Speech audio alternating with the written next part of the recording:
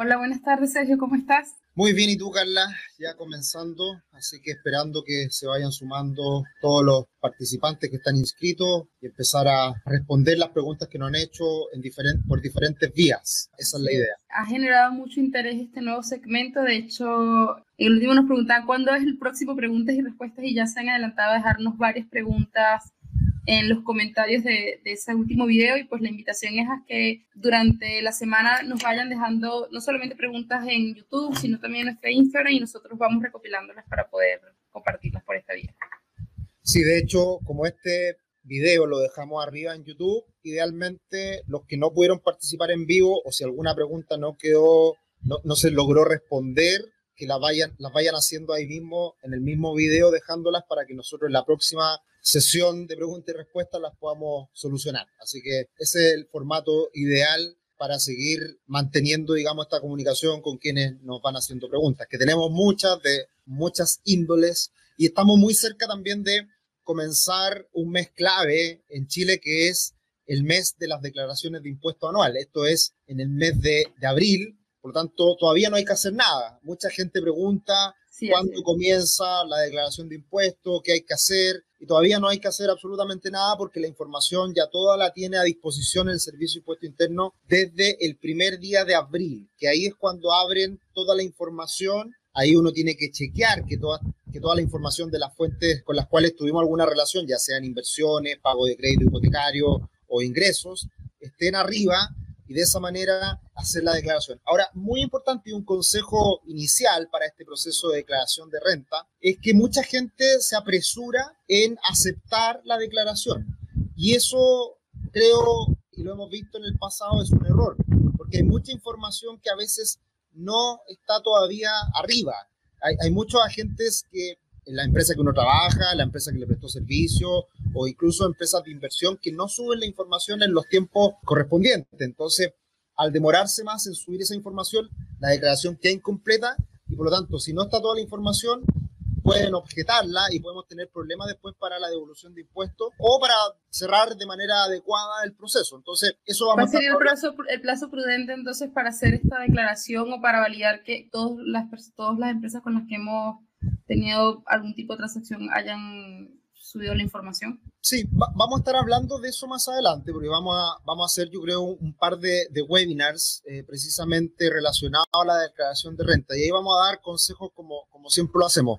Ya teniendo el calendario, podemos decir, mira, tómatelo con calma, acepta por último en los últimos días del primer plazo. Claro. Llegando a los últimos días del primer plazo, ya uno puede recibir la devolución en las primeras fechas, pero dándole un poquito más de holgura a que esté toda la información contenida. Vamos a hablar de eso, vamos a hablar de cosas a tener en cuenta, muy relacionado, por ejemplo, al tema de inversiones, que va a ser un tema, creo, importante en esta declaración, porque hay mucha gente que no sabe qué hacer. Cuando uno invierte en el extranjero, o por ejemplo ahora, cuando uno invierte en criptomonedas, es un tema importante que está cambiando y que va a haber que considerar a la hora de hacer las declaraciones. Así que ahí vamos a estar tratando de solucionar estas preguntas en los próximos días. Sí, a propósito de eventos que están próximos a suceder, está por iniciar nuestro programa de coaching. Ya han habido varios inscritos, pero hay personas que tienen interés en el programa de coaching y todavía le quedan algunas dudas que hemos intentado resolver uno a uno a través del chat, pero bueno, creo que también es una buena instancia esta para poder responder a esas preguntas. Básicamente nos preguntan cuál es la diferencia entre nuestro programa de coaching y los cursos que ya están disponibles en nuestra plataforma educativa, cuál es la diferencia entre el programa de coaching y una asesoría. Entonces, podríamos aprovechar y explicar un poco al respecto. Sí, este año 2021 integramos este nuevo curso, programa de coaching, asesorías, es una mezcla, es un híbrido entre varias cosas que hacemos. Las principales diferencias son que es un programa de estilo curso que dura 2 meses y por lo tanto en él se van a realizar, o sea, hay mucho contenido que está arriba de nuestra plataforma, hay mucho contenido educativo respecto a diferentes pasos que uno tiene que seguir a lo largo de su vida financiera, si se quiere, Claro. y también hay clases que acompañan el proceso, que son básicamente 8 sesiones, que son en vivo y que hay ahí un trabajo más cercano con los integrantes de este programa. Además, creamos un programa WhatsApp en donde ahí estamos hablando y resolviendo dudas en el día a día. Entonces, es una mezcla entre educación, un curso y una asesoría en el camino, teniendo, digamos, a disposición vía libre para poder estar conversando respecto a todos los temas que se van trabajando. Otra diferencia con el servicio es que dura menos tiempo, dura 2 meses o 3 meses, dependiendo cómo la persona también lo vaya adoptando, qué tan rápido o tan lento puede ir haciendo todo el programa, y con las clases que tienen fechas determinadas. Dura menos que la asesoría. La asesoría es año completo, y en la asesoría existe un asesor personal que trabaja con el cliente. En el programa no está ese nivel de personalización.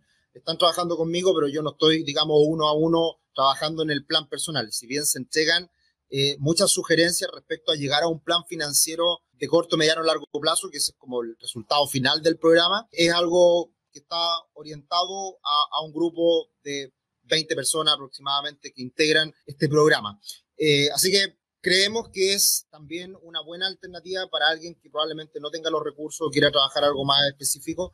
Es más barato, es más corto y por lo tanto es una buena instancia como para poder iniciarse en esta planificación financiera. Y ahí también, la verdad que estamos tratando de resolver varias inquietudes que nos han hecho a lo largo del tiempo y creemos que es un buen inicio para eventualmente después tener un asesor personal e ir trabajando temas más específicos, más personales y que requieran, digamos, de esa asesoría más individual. Sí, de hecho, el interés en el programa ha sido masivo porque recién estamos terminando la primera cohorte del programa y muchas personas que no pudieron iniciar a tiempo el primero también fueron recomendando personas que a nuevas personas que se inscribieran, y ya tenemos casi que un mes después la segunda cohorte, lo cual habla también de la satisfacción y el interés en el programa. Entonces, creo que muchos han logrado entender de qué trata, pero bueno, hay algunos que todavía están indagando un poco más y qué bueno que pudimos aclararles en esta instancia de una vez de qué va el programa. Sí, y respecto a los otros cursos que tenemos hoy en día, cada curso que estamos ofreciendo en nuestra página y que vamos a ir incorporando nuevos cursos son de temas más específicos. Este programa Coaching Financiero está enfocado en todo. Vemos de inversiones, ahorros, deuda, tratamos de trabajar cada uno de los temas y enfocado mucho en lograr un resultado a lo largo de los 2 meses, que realmente hay una planificación, haya metas, haya objetivos, sea ambicioso también ese plan. Está muy enfocado en orientar a las personas a generar un plan de corto, mediano y largo plazo que se pueda ir alcanzando esos objetivos que uno va planteando y va descubriendo a lo largo del programa. Te voy a compartir algunas de las preguntas que nos han dejado en nuestro canal de YouTube. Básicamente hay muchos temas todavía sobre la cuenta 2, compras de autos, inversiones. A ver, Mauricio Inostroza nos preguntaba, para comprar un auto nuevo, la automotora te ofrece su crédito preferente y con una supuesta baja en el precio.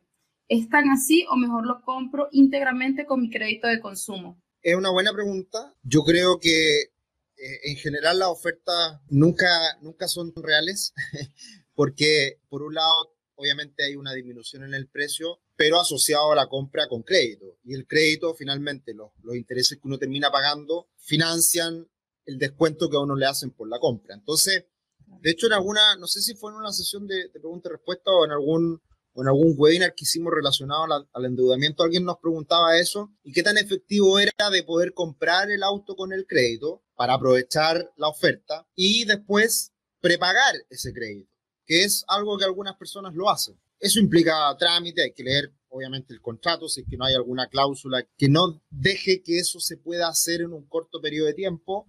Y por lo tanto hay que tener cuidado precisamente con el contrato que uno está firmando y con la deuda que uno está adquiriendo.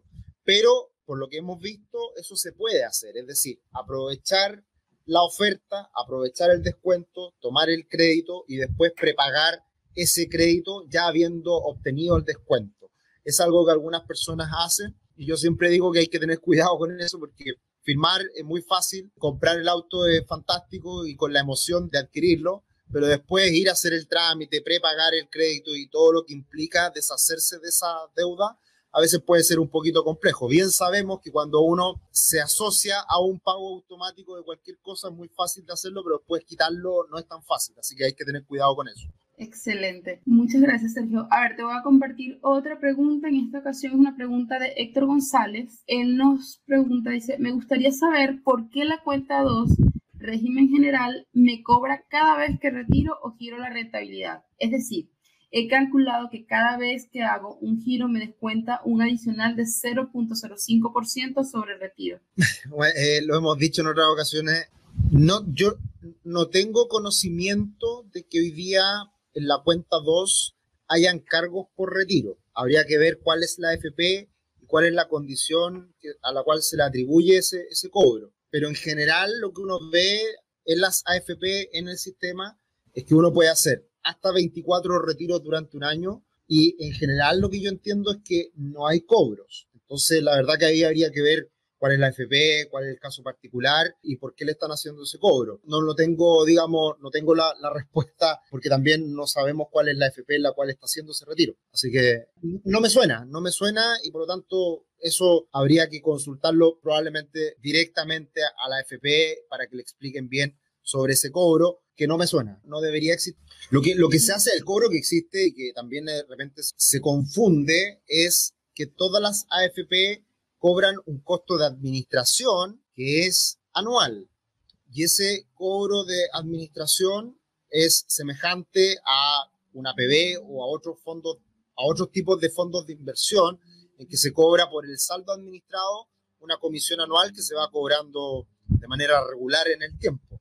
Es el cobro que existe. Sí, es justamente lo que nos decía Freddy, nos comenta acá Freddy Salgado, que se cobra anual, pero es un cobro anual, pero exacto, se hace mes a mes. Exacto. Entonces, gracias, Freddy. La manera como se hace el cobro es lo que difiere, pero no es por rescate. ¿Ya? O sea, yo tengo entendido que no es por rescate. Ya, excelente. Tenemos una pregunta de Fabiola. Voy a compartirte la pregunta de Fabiola y luego continuamos con las que nos han dejado en el canal de YouTube. Fabiola nos dice, hola Sergio, buenas tardes, un gusto saludarlos. Hola Fabiola. Mi consulta es si es preferible invertir en una propiedad con fines de arriendo en Santiago o invertir, de ser posible, en Estados Unidos, tomando en cuenta que quiere migrar a Estados Unidos. A ver. Es un caso para verlo de manera bien puntual con algunos asesores, pero bueno, en formato general, ¿qué podríamos recomendar? Es una respuesta difícil porque obviamente estamos hablando de dos mercados completamente diferentes, estamos hablando de también alternativas de financiamiento completamente diferentes. Generalmente la decisión principal de comprarse una propiedad está relacionada a las alternativas de financiamiento que podemos obtener. Por lo tanto, no sé si en Chile o en Estados Unidos puede tener financiamiento, no sé si quiere comprar al contado.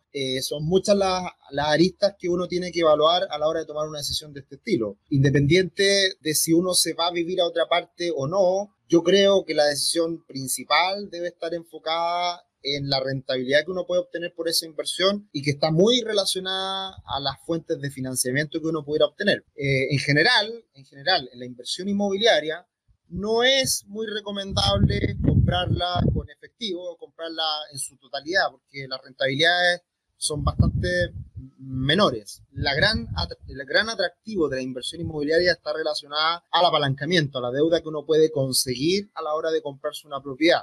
Y en la medida que ese apalancamiento, esa deuda que uno pueda tomar sea mayor y por lo tanto uno tenga que poner el menor dinero posible para comprar esa propiedad, es mucho más atractivo. Entonces, tratando de hacer un poquito de interpretar la pregunta, yo tiendo a pensar de que si está la evaluación de irse a Estados Unidos, yo creo, me suena mucho más invertir en Chile primero y después ver si es que conviene hacerlo en Estados Unidos, entendiendo que se requiere una fuente de financiamiento que permita hacer una buena inversión con deuda, que ahí está la clave de la inversión inmobiliaria.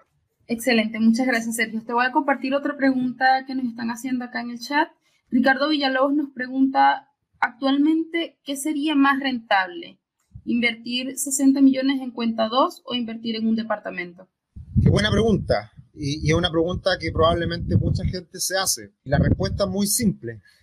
No hay que poner todos los huevos en una misma canasta. Eso es básico del mundo de la inversión. Y a mí un poco me enfurece cuando muchas veces alguien habla de una opción mejor que otra. Porque es tan difícil predecir el futuro, es tan difícil saber qué es lo que le va a ir mejor en el mediano o largo plazo. Y me carga también cuando mucha gente dice, mejor sería que la AFP nos pasara la plata a nosotros y cada uno compre una propiedad para invertir y eso es una mejor alternativa.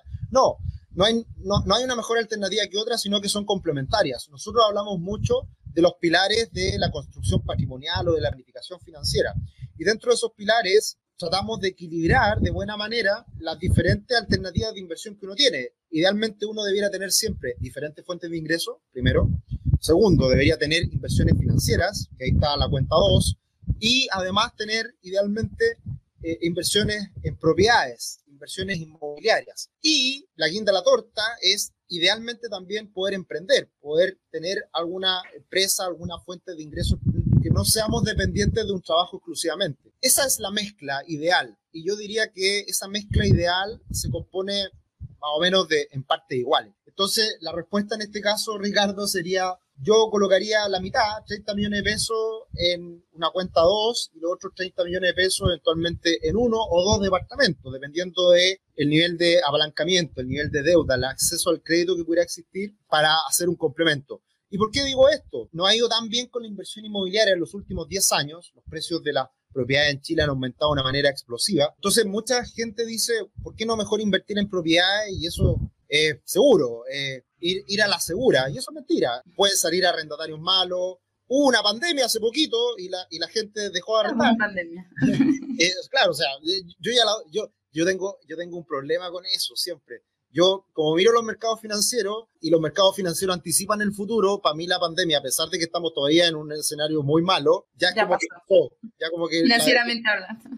Claro, pero claro, es un error. Como analista financiero me adelanto un poquito al futuro mirando los datos a futuro más que para atrás. Bueno, eso aparte. Entonces, esta pandemia nos golpeó muy fuerte en el ámbito de la inversión inmobiliaria, hubo vacancia, gente no pudo pagar su arriendo, y es un riesgo. Entonces, cuando uno pone todos los huevos en la misma canasta, que es comprando solamente departamentos, y de repente hay una crisis, y ojo, esta crisis, insisto, lo he dicho en varias ocasiones, fue bastante benigna, porque las personas que tenían propiedades pudieron postergar los créditos, cosa que en una crisis normal no ocurre. En una crisis normal, uno tiene que seguir pagando el dividendo, y si se caen los arrendatarios, hasta ahí llegó el negocio. Entonces, hay que tener en consideración esto, y por eso siempre es bueno diversificar. Leonard Phoenix nos pregunta, ¿existe algún límite en el total del monto depositado en la cuenta 2? No, no hay ningún monto. Si yo tengo 1.000 millones de pesos, 5.000 millones de pesos, qué buen problema sería ese. Uno puede invertir todo en la cuenta 2 de la AFP. Lo único que, como muchas inversiones, hay que pagar impuestos por las rentabilidades que se generan, pero no hay límite. De hecho, mucha gente de alto patrimonio, de altos ingresos, utiliza el máximo de ahorro posible para el APB. En el APB sí hay límites para el beneficio tributario, no límite del total del monto ahorrado, sino que solamente para los beneficios tributarios. En el APB es un poquito más restrictivo para aprovechar bien el beneficio, pero hay gente que tiene muchísimo dinero ahí, y la alternativa me estoy desviando un poquito la pregunta, pero respondiendo un poco relacionado a la APB, que también es una pregunta recurrente. Para la gente que quiera aprovechar el beneficio tributario asociado a la APB, ahí está la ventaja de cuando alguien gana mucha plata, están los depósitos convenidos, que ahí se puede ampliar los límites. Pero en cuanto a la cuenta 2, no hay límite y la gente puede depositar lo que quiera. Muy poquita plata mensualmente o mucha plata, no hay ningún límite. Excelente. Entonces te voy a compartir otra pregunta que tenemos aquí en YouTube porque justamente está vinculado al tema del APB. Julio Muchacho nos pregunta, al momento de retirar el APB cuando uno se jubila, ¿ese retiro es distribuido en la pensión o se puede retirar todo?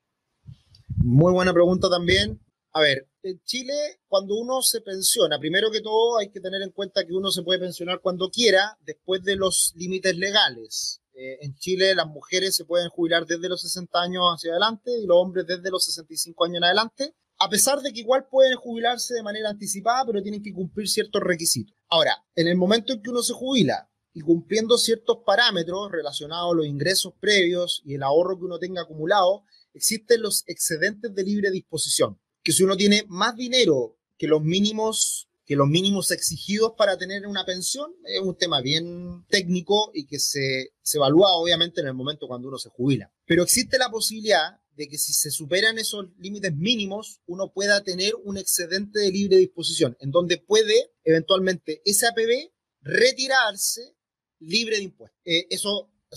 Si hay preguntas de finanzas personales que son específicas, eso ya no puede ser más específico porque depende de muchos factores que se evalúan al momento de la pensión. Pero respondiendo a la pregunta, se puede sacar esa plata libre de impuestos como un monto extra más allá de la pensión que uno define para su jubilación. Excelente. A ver, ahora te comparto una pregunta de Jessica. Hola Jessica, ¿cómo estás? Dice, si quiero comprar mi auto en Chile, ¿lo recomendable es ahorrar y comprarlo o comprarlo de contado? O sea, ahorrar y comprarlo de contado. Bueno, a mí siempre me gustan las respuestas más generales y como cuando me preguntan, quiero viajar al extranjero, ¿cuándo compro los dólares? Yo siempre digo comprarlos de a poco para llegar a un precio promedio y no tener que sufrir porque compramos muy caro o celebrar porque compramos el mejor precio, lo cual es muy difícil. Para la compra de autos, yo siempre tengo una respuesta un poquito más general, amplia, que es idealmente comprar un auto con 3 fuentes de financiamiento. La primera, generalmente cuando uno tiene un auto, y no es el caso de Jessica, pero para que se entienda, si uno ya tiene un auto usado, vender el auto usado y ocuparlo, esa venta del auto para la compra de un nuevo automóvil. Segundo, ahorro y tercero, deuda. ¿Ya? O sea, idealmente que uno pueda adquirir un nuevo auto renovando uno anterior, mezclando estas 3 fuentes de financiamiento, que es ahorrando, vendiendo el auto antiguo y pidiendo un poco de deuda nueva. Generalmente uno va renovando y obviamente va incurriendo en un mayor costo a medida que va renovando esos autos. En el caso de Jessica en particular, si es el primer auto, idealmente yo sugeriría comprarlo mitad y mitad ahorro, mitad deuda, porque el gran problema de no usar la deuda es que uno tiene un costo de oportunidad importante para hacer otras cosas. Por ejemplo, muchas veces nos preguntan, oye, tengo una deuda, pero quiero invertir y tengo ahorros. ¿Qué hago con esos ahorros? ¿Pago la deuda antigua o invierto? Y yo creo que siempre uno tiene que ir haciendo todas las cosas a la vez. Es decir, pagar la deuda, si ya uno generó una deuda, habitualmente esa deuda ya pagó grandes intereses al inicio y por lo tanto hay que seguir pagándola como tal. Es malo anticipar pago de deudas porque ya los grandes intereses se pagaron al inicio. Y lo bueno es seguir pagando la deuda y dejar ese dinero para invertir, por ejemplo. En este caso, de nuevo, el costo de oportunidad es importante. Entonces, yo siempre prefiero tener más dinero ahorrado para hacer otras cosas y también usar la deuda para de esa manera poder ir adquiriendo bienes, ya sea un auto, ya sea una propiedad. Excelente, muchas gracias, Sergio. Alexis nos pregunta, hola, buenas tardes. ¿Qué criterios se deben considerar para comprar empresas tipo small caps en Chile en acciones? Buena pregunta. Hoy día hay mucho optimismo respecto a las bolsas y obviamente dentro de la bolsa chilena, que hemos dicho en otras ocasiones que hoy día nos gusta, creemos hay buenas perspectivas para la bolsa chilena, estando muy castigada en el último tiempo. Precisamente ahí es donde uno se abre a buscar nuevas alternativas como las small caps.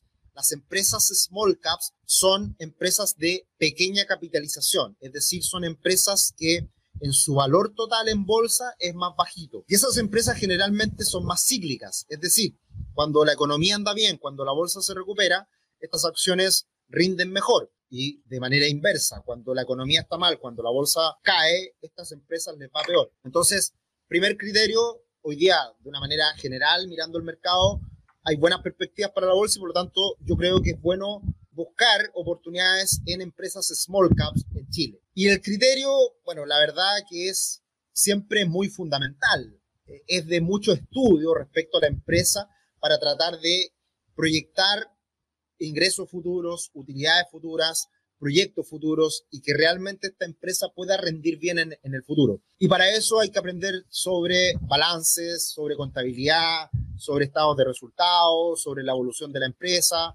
Y es un proceso lento. Hay que ir metiéndose a poco en el ámbito de las acciones y no hay que comprar porque me tincó que algo va a subir.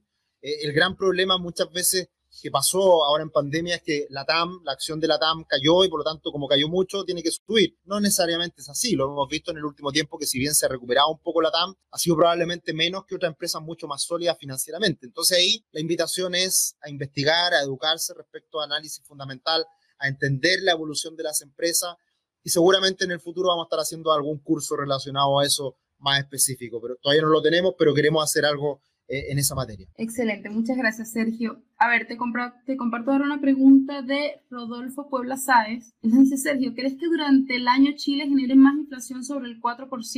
Es una pregunta que ha sido bien recurrente en el último tiempo y yo diría que generalmente, no sé, Rodolfo, cuál es tu nacionalidad, pero lo hemos visto, esa preocupación mayoritariamente de extranjeros en el último tiempo en Chile. Que por el alza del dólar y por la situación que hemos vivido en el último tiempo, muchos creían que iba a aumentar de manera considerable la inflación. Eso no ha ocurrido. Obviamente siempre hay algunos productos que suben más que otros. ¿Para qué decir en el último tiempo la palta en Chile, cómo ha subido de precio? Y también en el último tiempo, lo más reciente, los precios de los combustibles han subido, que para nosotros en Chile no afecta mucho ese aumento de los combustibles. Pero en general la inflación está bastante controlada, es preocupación central del Banco Central, valga la redundancia, y la verdad que esta inflación contenida en el 3% ya es algo bastante habitual en los últimos años. La última ola inflacionaria que vivimos en Chile fue cuando el precio del petróleo subió más de $100 el barril, que fue por ahí por el año 2008, 2009. Y después también vimos una caída muy severa, muy fuerte en la inflación después de la crisis subprime. Pero esto ya hace 10 años atrás. Entonces ya llevamos una historia bastante larga en donde la inflación ha estado muy contenida en Chile, en torno a este 3%. Y yo hoy día veo muy difícil que esa inflación aumente de manera más acelerada. Si es que vemos un boom económico muy fuerte en Chile, podría generarse ciertas presiones, pero el Banco Central debería actuar con rapidez. Y yo creo que todavía hay mucha incertidumbre y yo no veo un escenario tan fantástico para que los precios empiecen a incrementarse de manera muy fuerte. ¿Puede pasar? Sí, retiro del 10%, un tercer retiro del 10%, una recuperación importante de la economía, que ya las cuarentenas se eliminen. Estamos lejos de eso. Puede pasar, pero lo veo bien difícil, la verdad. Sí, de hecho, ahora algunas comunas vuelven a fase 2 el próximo sábado, y se vuelve un poco más restrictivo el tema del toque de queda, vuelve a las 10 de la noche y otras restricciones un poco, o sea, estamos yendo hacia más restricciones más bien. Así es, lamentablemente. Todavía no hay que cantar victoria porque las vacunas van a tener su efecto en un tiempo más, y además no implica que la gente no se contagie, sino que va a ser menos letal. Ese es el gran tema. Y todavía falta harto para eso. Sergio, ahora te comparto una pregunta de Jorge Mellado. Jorge, muchas gracias por esta pregunta. Él dice, estoy en Renta 4, súper bien. ¿Qué ventajas puede tener eToro? Y te desea felices vacaciones.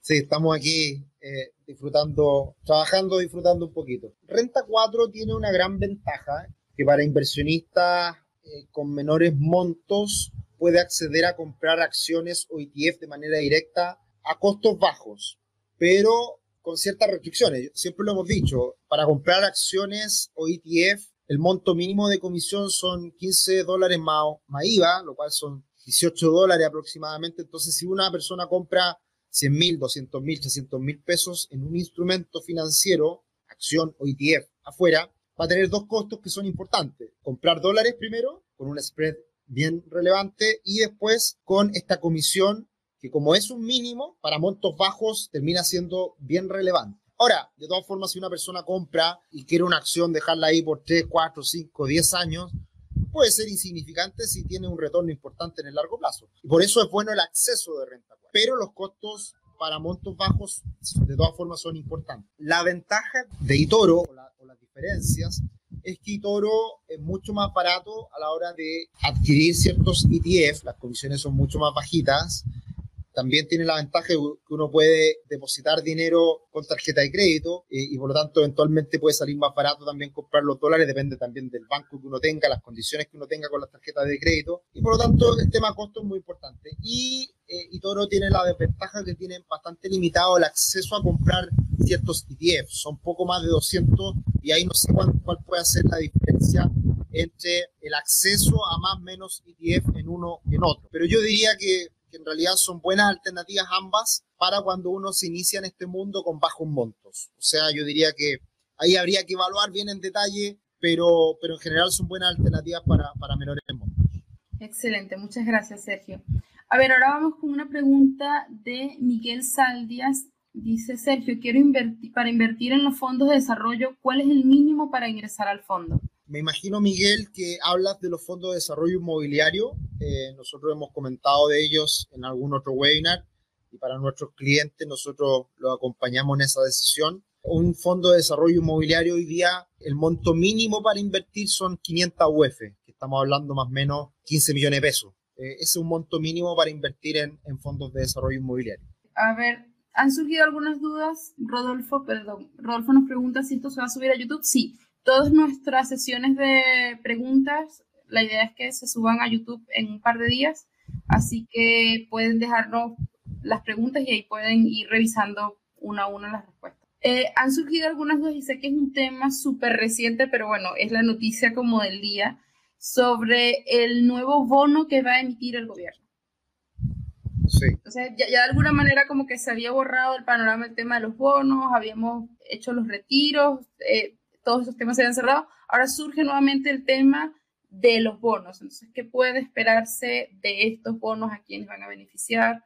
¿Cómo lo ves? Por ahí soplaron que ando de vacaciones, así que estoy un poquito desconectado, pero hoy día alcancé a ver la noticia y al igual como estas ayudas que se van a entregar, al igual como la última medida que también fue de ayuda, como es la postergación de créditos hipotecarios, que salió hace menos de un mes, todas las ayudas en el último tiempo están muy focalizadas a las personas que han visto un deterioro en sus ingresos en el último año. Y entiendo que ahora la ayuda que viene de estos bonos está orientada a personas que tengan menos de 2 millones de pesos de ingreso y tomando en consideración los ingresos de enero y febrero del año pasado comparado con enero y febrero de este año. Y tiene que haber caído, entiendo, un 30% de los ingresos de este año con respecto a los ingresos de enero y febrero del año pasado. Entonces, teniendo en consideración todas esas restricciones, se puede acceder a estos bonos. Por lo tanto, lo más importante, y que siempre debería haber sido así, es que en la medida que uno tenga una disminución en su ingreso ahora respecto a lo que fue ingresos año 2020, enero-febrero, ya es la primera condición como para poder acceder a estos bonos. Así que esa es la primera condición. Entonces, ok, si yo hoy día gano lo mismo o más que el año pasado, ninguna posibilidad. Y si estoy ganando menos, ahí ya entrar en el detalle, que no tengo todo el nivel de detalle de cómo va a funcionar. También hay que tener en cuenta muchas veces que todos estos proyectos de ley que se anuncian con un punto de prensa, en La Moneda, con muchos shows, tienen que muchas veces aprobarse por los parlamentarios. Entonces también esto que parte así, con una idea a legislar, pasan semanas o meses que después ya termina en cualquier cosa. De hecho, la ayuda anterior, que es poder postergar el pago de créditos para personas que todavía tengan problemas de ingreso, que salió aprobado hace pocas semanas atrás, se demoró meses en ser aprobado ese proyecto. Entonces, hay que tener ojo ahí con cómo se anuncia y cómo termina saliendo del Congreso estos proyectos. Excelente, muchas gracias, Sergio. A ver, ahora Jorge Mellado nos pregunta, Sergio, él de nuevo, dice Sergio, yo de nuevo, cuando hablas de bajos montos, ¿a qué cantidad aproximada te refieres? Buena pregunta. Cuando hablamos de menos de 1 millón de pesos, yo diría que siempre hay que invertir en la cuenta 2 de la AFP. Porque es barato, porque es diversificado y porque en realidad con menos de 1 millón de pesos pocas cosas se pueden hacer para invertir directamente en algunos productos específicos. Y por lo tanto, cuando hablo de bajos montos para invertir en acciones o ETF, ya sea en un Renta 4 o en un eToro o en cualquier plataforma de este estilo, estamos hablando desde $1.000, 1 millón de pesos, hasta $5.000, 5 millones de pesos como una primera fase de montos mínimos para invertir. Yo me estoy situando en ese contexto. Ahora te comparto una pregunta de Alexis. Él nos dice, ¿cuál es la mejor forma de ganar por sobreinflación, tanto la de papel como la de dinero digital? Bueno, nosotros en Rubix tratamos, por supuesto, siempre buscar alternativas de inversión que obtengan un retorno superior a la inflación.